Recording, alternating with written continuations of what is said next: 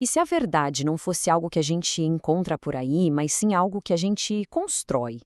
Pois é, a gente vai mergulhar agora numa filosofia bem radical que nasceu de um conflito gigantesco no pensamento humano e que oferece um jeito totalmente diferente de entender o que significa uma ideia ser verdadeira. A nossa base para essa conversa é essa obra aqui, O Pragmatismo de William James. A missão dele com esse livro era bem clara: resolver o que ele mesmo chamou de o atual dilema da filosofia. Basicamente, um beco sem saída que, na visão dele, estava travando todo o pensamento da época. O James já começa com uma pergunta que vai direto ao ponto sobre o nosso temperamento. Segundo ele, todo mundo pende para um de dois tipos de mentalidade. E essa inclinação, que às vezes a gente nem percebe, acaba moldando todo o jeito que a gente enxerga o universo. Então, para o James, a história da filosofia não é só um monte de teoria complicada, não. Na verdade, é a história de uma treta, de um embate constante entre esses dois jeitos de ser, esses dois tipos de pensadores. Ok, vamos dar uma olhada nisso mais de perto. O James desenhou esse quadro com duas visões de mundo totalmente opostas. De um lado está o que ele chama de espírito terno. Pensa no racionalista, no idealista, aquela pessoa que parte de grandes princípios. Do outro lado, o espírito rude. Esse é o empirista, o materialista que só acredita vendo, que se agarra nos fatos brutos. Um está procurando a unidade, que tudo é uma coisa só, o tal do monista, já o outro vê o mundo como um monte de coisas diferentes, o pluralista. E aí, a provocação do James é essa: em qual lado dessa tabela a gente se encontra mais? E ó, não é um debatezinho amigável não. A coisa é séria. Os dois lados, tipo, não se bicam mesmo. O terno olha pro Rude e pensa, nossa, que cara grosseiro, materialista. Enquanto isso, o Rude olha pro terno e fala, ah, lá vem o sonhadouro, sentimental, que não sabe como o mundo funciona. E é aí que o dilema aparece pra valer, né? Porque pra maioria de nós, nenhuma dessas duas opções parece completa.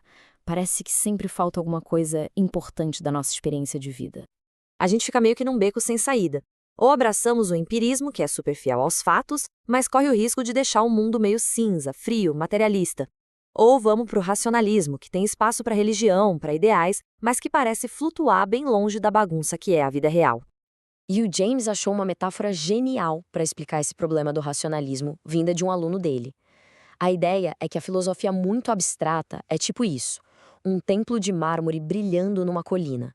Lindo, perfeito, limpinho, mas totalmente separado da vida real, da poeira da rua, sabe?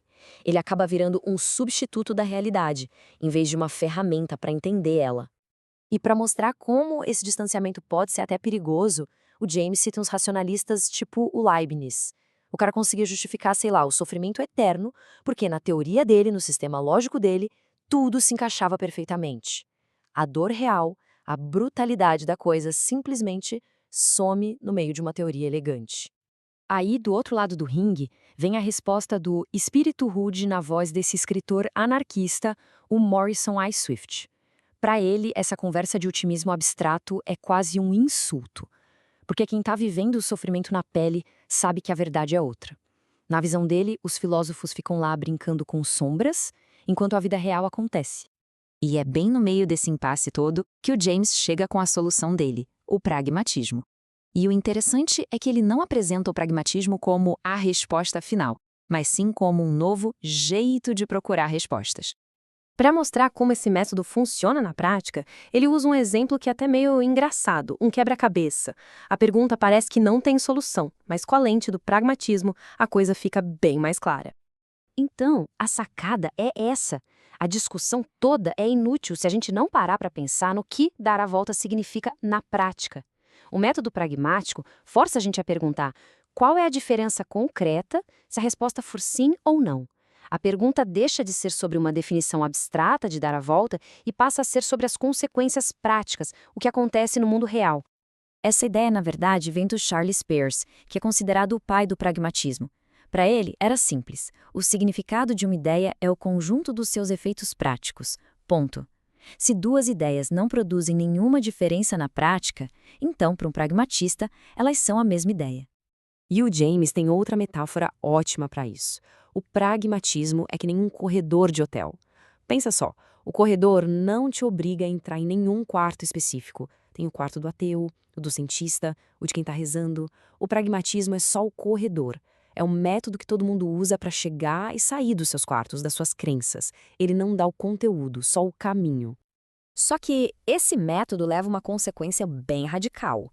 Porque quando a gente aplica ele a sério, a gente acaba chegando numa ideia totalmente nova sobre o que é a verdade. Para o James, a verdade não é uma coisa parada que a gente vai lá e descobre, tipo encontrar um tesouro. Não. É um processo, uma coisa que acontece. Uma ideia não é verdadeira por si só.